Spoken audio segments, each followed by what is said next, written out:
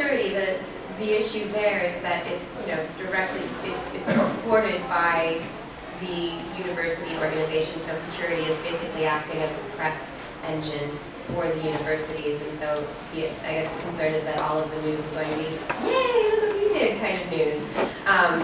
You know, but I'm just curious, as the media structure, you know, the decline of the newspapers and change in the media structure worldwide, as we have more bloggers, more you know, grad students who are scientists potentially leaving the laboratory and going, maybe I want to stay in the lab. What am I going to do? I can move into maybe this new realm. The role of a journalist, per se.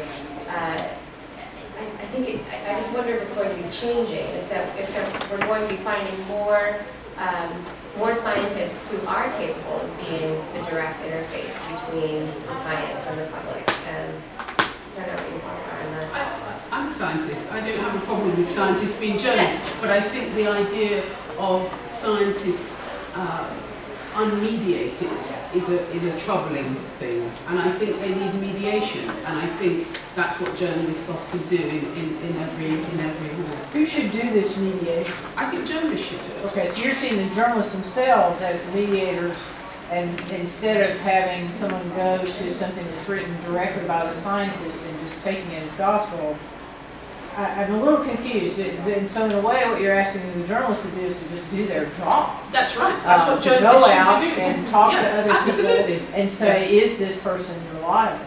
Yeah, and that's exactly what it is. Okay. I think that the problem with this new system where scientists should speak to public is that it feels like they don't feel like journalists need to be there anymore. And I think it's incredibly important at this time, whatever model that you were talking about journalism is going to look like, that scientists continue to speak to journalists who can then go talk to lots of people, be accurate, do investigation, and then report in whatever balance is in a reasonable way. And what I'm hearing you say is that Futurity isn't doing that because it's leaving the journalist out of that process. So if the public goes directly to Futurity, they may be... Yeah, they're reading one scientist's impression, and they don't...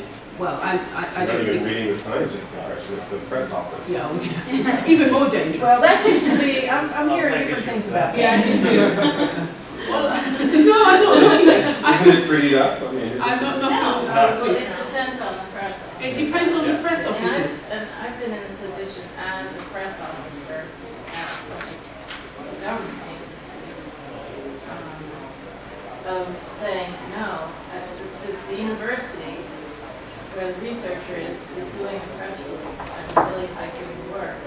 And then the government agency that supported this research is saying, well, I need to do a release too. And I've been in a position of actually saying, look back at the scientists, program managers, no, I don't think we should do a press release on this, or, okay, we'll do a release, but we're doing a separate one because we don't want to hype this universities.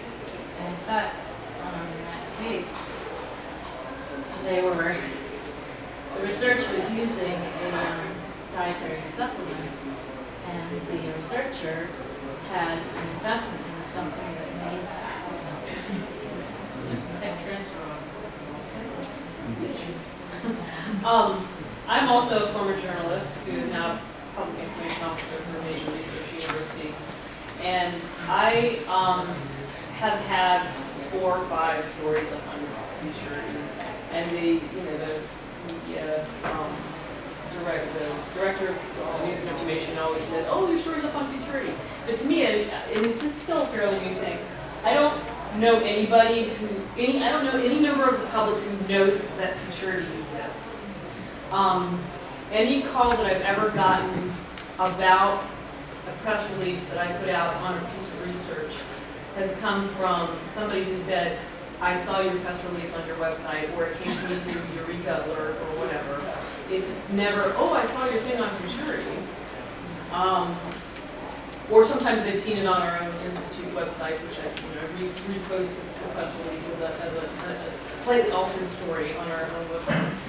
And I mean, I don't really know. I mean, our university is part of the discussion of universities in this futurity.org. I don't really know what the point of it is. Because to me, it's like, I mean, it's almost sort of like, I mean, Science Daily kind of does this anyway, and they're just running the press release. You know, they're not recasting it. I think you'd probably be surprised at how many people come across Science Daily and think it's a news site. Right, It's exactly. about futurity, because if people do come across it and they haven't heard of it, they might think that I mean, it they might was real. Google your topic. But I guess what the point is that I'm trying to make is that I'm always looking. Oh, okay. Here's the point I wanted to make. There are lots of people, and I don't know this young man's name, but there are lots of people in our situation. There are former journalists who have transitioned into the public information officer job because there are no jobs for us wherever we were before. We couldn't make enough money to pay bills doing newspaper work. And we are not writing press releases anymore. We are writing full-fledged, comprehensively reported, one-sided news pieces. And a press release, like back in the long ago times when I was in college, and you get these press releases, they were 5 or 6 sentences long, and it would say, you know, Dr. So-and-so is, you know, just discovered a new gene, you know, here's where you can reach him, here's a picture of him, you know, give us a call. Like, it was like, you know, 2 paragraphs, it was nothing. And now we're sending out these lengthy, fully reporting, we're giving them animations, we're giving them photographs, and we're giving them all kinds of multimedia stuff to go with it. And we are doing our job for our new institution. We're doing our job as journalists, only with a single source. So I don't feel like the stuff that we put out is really spun. I can understand, you know, that some people are sometimes in that position. But I just think, you know, that journalists are in a bad situation because they get one of our press releases and they're like, what do I do with this? It's already written.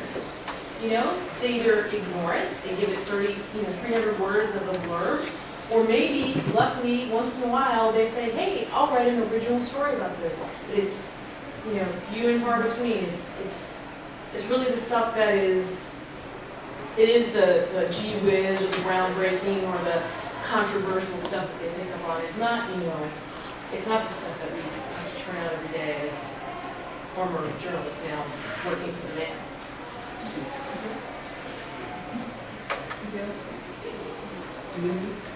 But I mean, and you just said it was a comprehensively reported one-sided story. Right. One source.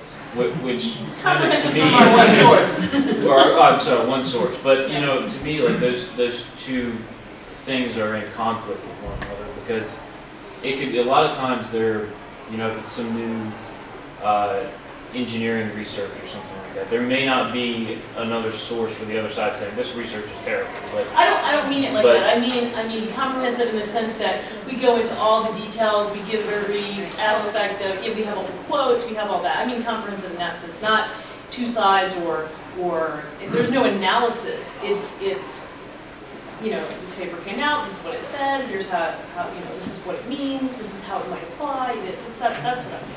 right, but I mean, it still seems like there's an extra layer that the journalist needs to add on top of that. Oh, absolutely. To put it in a larger context, because although I know a lot of science journalists appreciate the fact that a lot of these new kind of press releases are written with more of that in-depth, you know, kind of look at what's really going on. If I was a newspaper reporter today, I would not read my 500-word press releases, my 1,000-word press releases. I wouldn't read it.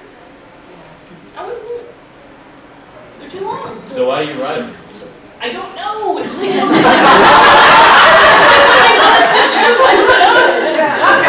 Mary sorts out the meaning of her life. Sorry, let's hear from you, then we'll come to you. I was actually going to change the subject, so we can come back to Okay, it. sorry, if somebody got something that's more personal. Yeah, I just wanted to know where to go to get the good stuff. Okay. Okay, well, maybe we can come back, because that's a kind of forum that we could all throw into, actually, so I'll get on to that then. Patrick? Just a general comment. If the starting question is which scientists can we trust, and in the description of the workshop can say, we can also turn around and say which journalists can we Well, trust. that's beautifully And we've takes obviously us come to up with our last point. we've obviously come up with, you know, which press officers can you trust. I think it's all those it's all